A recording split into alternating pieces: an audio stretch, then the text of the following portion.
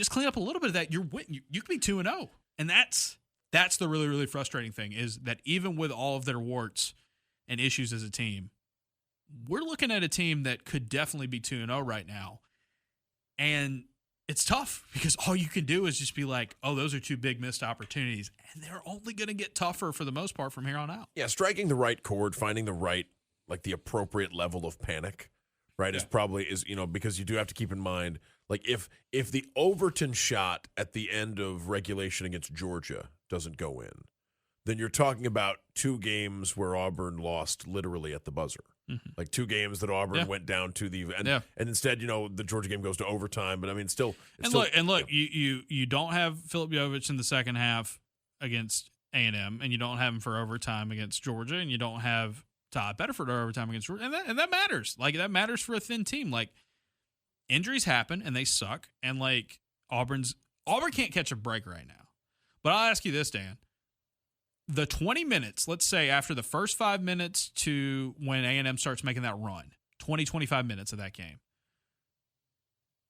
those 25 or 20 minutes, that might have been the best sustained 20 minutes of basketball Auburn has played against a power conference team this year. You're talking like against A&M. You're talking the final 12, 15 minits of the first half. And the first 5 or 8 minutes of the second half. Yes. That's the best basketball they've played against a high major team all season. Now, unfortunately, you could probably say that the next 10 minutes is about as poorly as they've played. And that goes back to something Pearl said after the game, which is you can't let a few minutes derail you.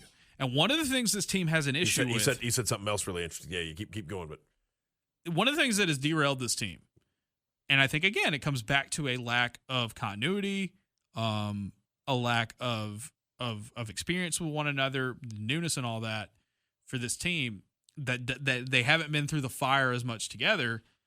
I think one of the things that affects them is that if things start not going their way on one end of the floor, they feed into the other ones, back and forth and back and forth. They feel the pressure in a way that last year's team, because the teams were so bad. You have those turnovers. A&M hits those shots, and then what happens on defense from there? Even when you're not turning the ball over, it's just A&M's lining you up and lighting you up.